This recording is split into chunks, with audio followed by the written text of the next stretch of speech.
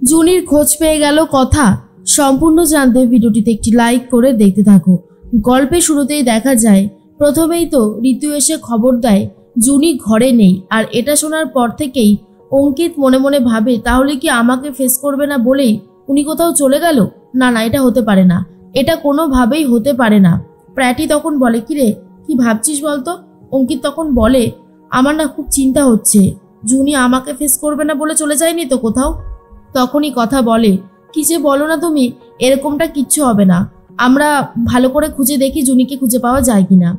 এরপরেই সবাই মিলে জুনিকে খুঁজতে শুরু করে, কিন্তু জুনিকে কোথাও পাচ্ছে না দেখে আরো বেশি করে চিন্তা হতে থাকে কথার। তখনই ঋতু বলে এই কথা, এবার কি হবে বলতো? আমাদের জুনি কোথায় গেল? ওকে কেনই বা খুঁজে পাওয়া যাচ্ছে না, কিছুই তো মাথার মধ্যে ঢুকছে না। কথা বলে আমাকে না বলে মেয়েটা কোথায় চলে গেল?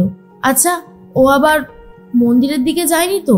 ওকে আমি বারবার করে বারণ করেছিলাম, সাবধান করেছিলাম। এখন যদিও আমার কথা না শোনে না, তাহলে আমার সত্যি আর কিছু করবার নেই।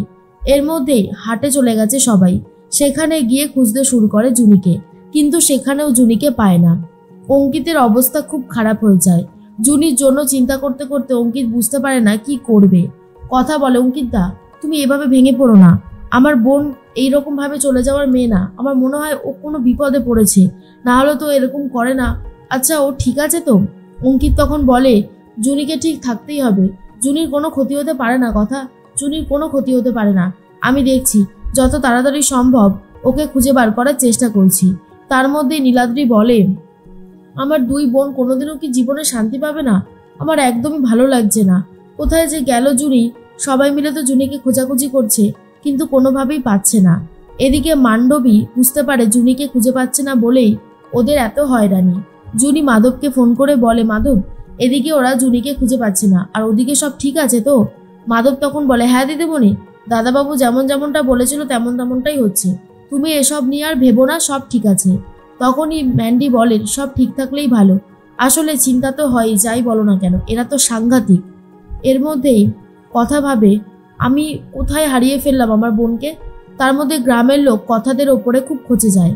কথাটা ঠিক করেছিল মন্দিরের ভেতর যাবে, আর তখন গ্রামবাসীরা বলে এই আপনারা শহরের থেকে যবে থেকে এখানে এসেছেন তখন থেকে আমাদের গ্রামে একটার পর একটা ঝামেলা লেগেই রয়েছে, আপনাদেরকে আর মন্দিরের ভেতর ঢুকতে দেব না, না না না না কোনোভাবেই আর দেব না। তখনই আক্কি বলে কে দেবে না মন্দিরে ঢুকতে? আপনারা? আজ আমি মন্দিরে ঢুকবই, দেখি আমাকে কে আটকাতে পারে। অঙ্কিতের মাথা কাজ করছে না। অঙ্কিত গ্রামবাসীদের সাথে ভীষণ ঝামেলা শুরু করে দেয়, আর তখনই লাঠি নিয়ে সমস্ত গ্রামবাসীরা হাজির হয়ে গেছে। অগ্নি আর কথা সামাল দেওয়ার চেষ্টা করে আর বলে দেখুন, আমরা আমাদের বাড়ির মেয়েকে খুঁজে পাচ্ছি না, সেখান থেকে একটা চিন্তা হচ্ছে, দয়া করে আপনারা শান্ত হন, এরকম রিয়াকশন করবেন না। তার মধ্যে জুনি মনে মনে ভাবছিল যেভাবেই হোক মন্দিরের রহস্য সে সমাধান করবে, কিন্তু জুনিকে যে সবাই মিলে খুঁজতে বেরিয়ে গেছে সেই সমস্ত খবর এখনো জানে না জুনি। প্রান্তিক তখন ভাবে আজকেই জুনিকে এখানে বিয়ে করবে। অঙ্কিত কথা সবাই মিলে তো খুঁজতে থাকে জুনিকে, কোথায় গেল জুনি সেটা নিয়েই একটা বিরাট প্রশ্ন উঠে গেছে।